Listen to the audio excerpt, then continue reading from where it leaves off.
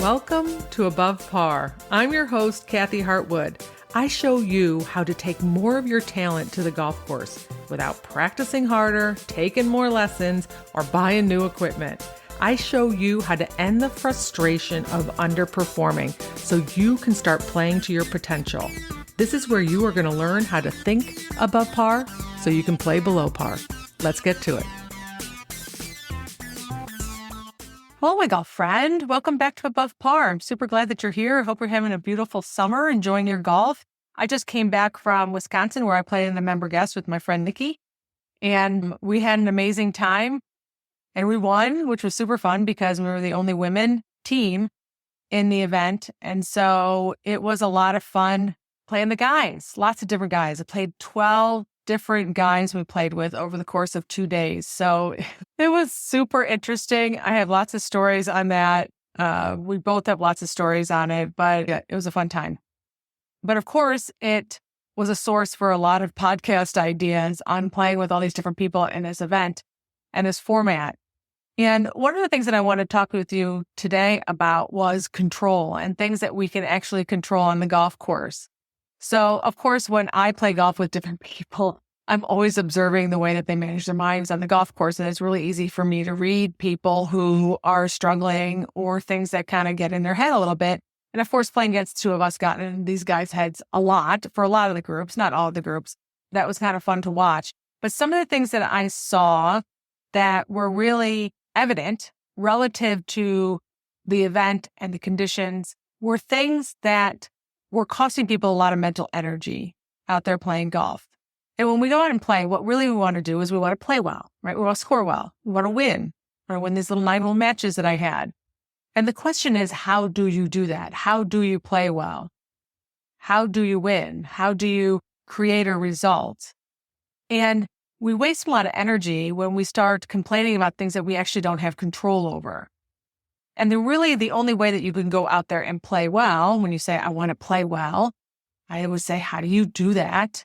What on the golf course do you actually have control over where you can do that? It's useful to go through and list them out. So we were playing in conditions that were pretty windy. It was a little chilly.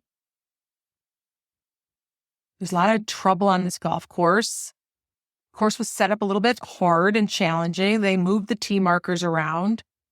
We played with lots of different people. People said lots of different things. There were so many ways for us to manage our mind consistently, right? 9-hole match, turn over, get new people that you got to deal with and manage, different 9 to play, the weather changing all the time. And if you're not very good at managing your mind, then what happens is you're challenged in creating your best swings where you're able to swing freely and think clearly. And this isn't necessarily relevant just to my event, but this is about any event that you play in.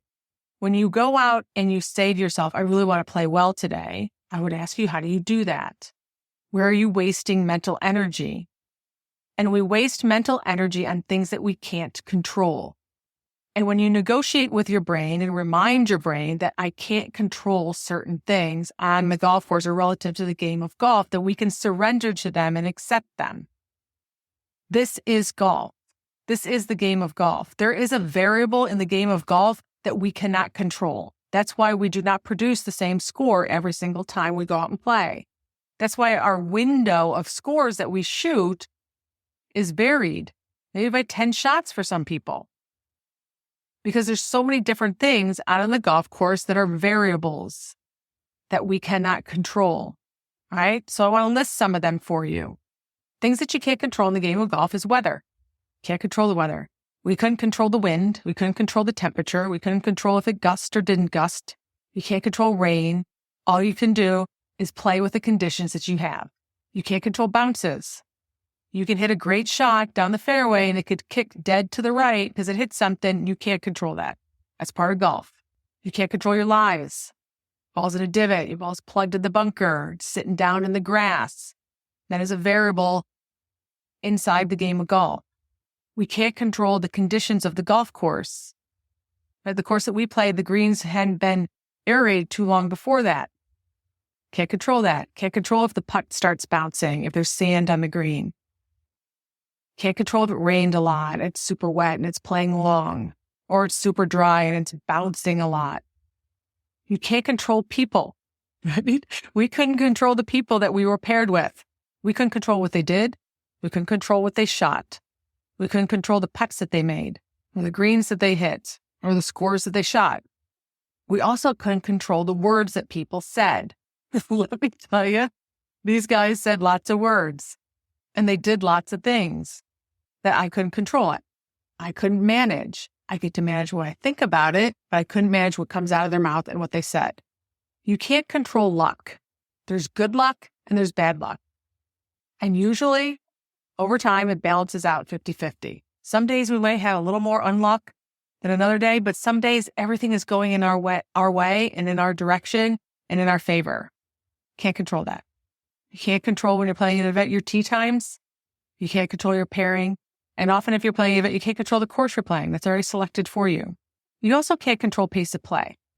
There might be some more things. These are variables relative to the game of golf that when we sign up, they're going to change every single time we play golf, unless you're playing with the same people at the same time and the same golf course and same weather all the time. Then your list gets shorter. This is golf. This is the variable of golf. This is the part that changes all the time. This is the unpredictability. Now, what can you control? You can control your thoughts about that. You can control your thoughts about the conditions and the people and the words that people say and your lies and your bounces.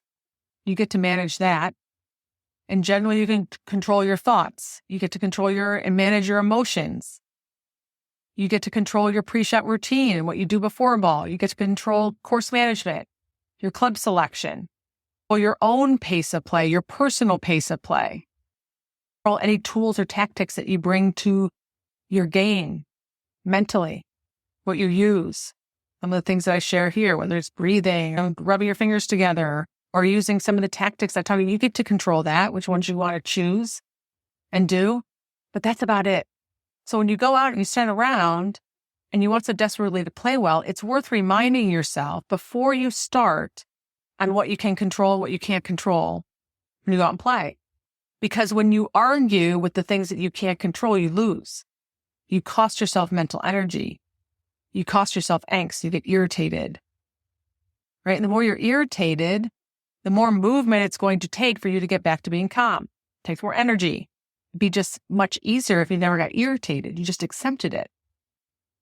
It's part of it. It's part of golf. Doesn't mean you have to like it, but I can't do anything about it. I get to control what I think about it. I get to control what I think about the words that people say. I get to control what I do when people are talking in the middle of my putting stroke. What do I want to think about that? How do I get to manage my mind around that? I saw so many people being at the effect of things that they can't control, and it was costing them some of their best golf. They were getting in their own way.